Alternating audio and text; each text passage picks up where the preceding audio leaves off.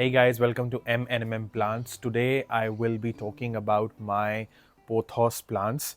If you have a look at these ones, they are doing so good.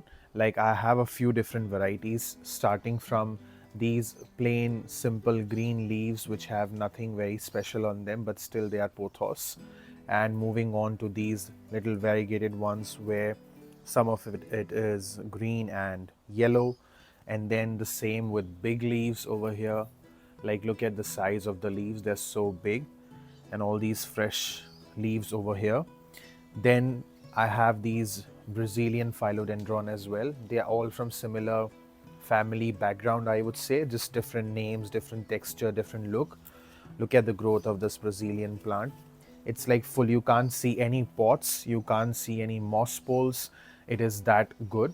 Now the sun has just come, so if you have a look at the way it's getting the sunlight. So it is definitely getting the direct sun, and this is very important for these plants to get direct sun. But I make sure that they get direct sun only in the morning. So the way I've kept them is that they get morning sun and afternoon sun and evening sun, which is very harsh. They don't get it directly, they get just the filtered indirect light. Now, these ones are one of my favorite ones, the Marble Queen Pothos. They are these white ones. They are also very beautiful. This is Philodendron Birkin. So basically what I'm trying to show is, so this is on a plant stand. I'm not sure if you can make that out, but this is level 1, then there's level 2 here, and then there's level 3 here.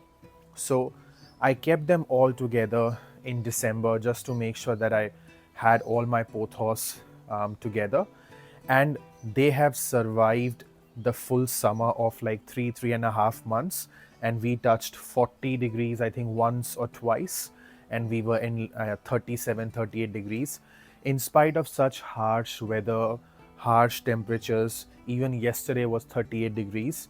Look at the leaves, like they are so fresh and so green. Like there's not one leaf that has burnt marks, and the only reason is that I've kept them in shade as well, but they also get morning sun. So that balance is very important. They shouldn't be getting sun the whole day, but they should also not be in a dark place, because if you keep them in dark spots, then you won't have these beautiful leaves and the growth of the leaves and these big size leaves. The next most important thing is fertilizing them.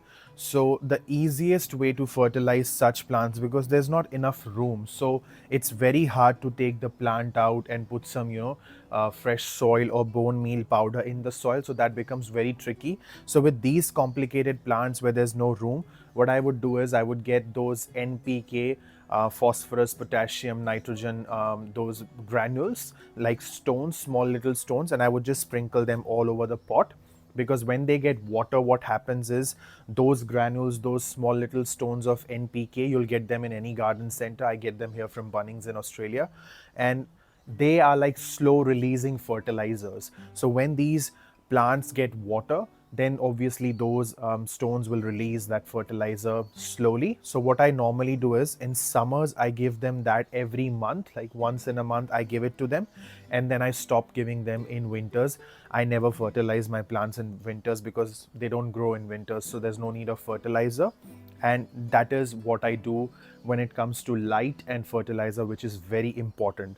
The next important thing that I love is the way I water my pothos. So what I've done is, I'm sure you are not able to see it, but there's a hose behind this plant. So when I turn the water on, it will just give a good shower to all these plants. So I don't like to put a lot of water in the pot. I like to give them a good shower, because of which all the leaves get clean, all the moss poles will get water. So what I'll do now is I'll turn on the tap and I'll show how it cleans all my plants and all the leaves, and that's how they are so happy.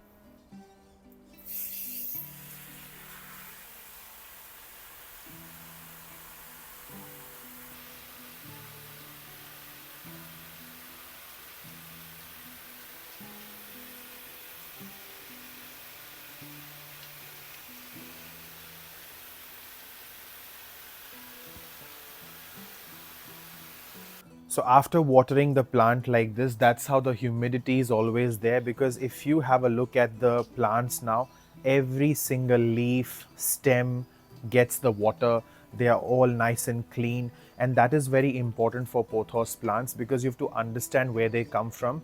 These plants, they are tropical plants. So they grow under huge trees, and tropical places, they get a lot of rain, and they get this rainwater every now and then, most probably every single day. If you've been to places like Bali, you would have seen that these plants are just grown without fertilizers. They're just there under the big trees, and that's how they get water. Because of the rain, they get all this clean water, and that water will clean their roots and their system, because of which they grow so well. So what I would suggest is, instead of putting a lot of water in your pot, just try to give a good shower to your plant if it's outside the house. If it's inside the house, yes, it's difficult to do this because it will make your house messy, in which case you can have a spray bottle, and every now and then you can just clean the leaves. You can wipe them off with a wet cloth.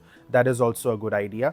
But this is how I've kept my pothos this year, and like, the entire summer has gone from December to March, and they are so good. So I just wanted to share my experience this, that yes, even in places like Australia where the summer is harsh, you can have pothos plants outside the house, and you can still have them this green. Thank you so much for watching this video. If you loved the content, do consider subscribing the channel, and I'll see you next time. Bye for now.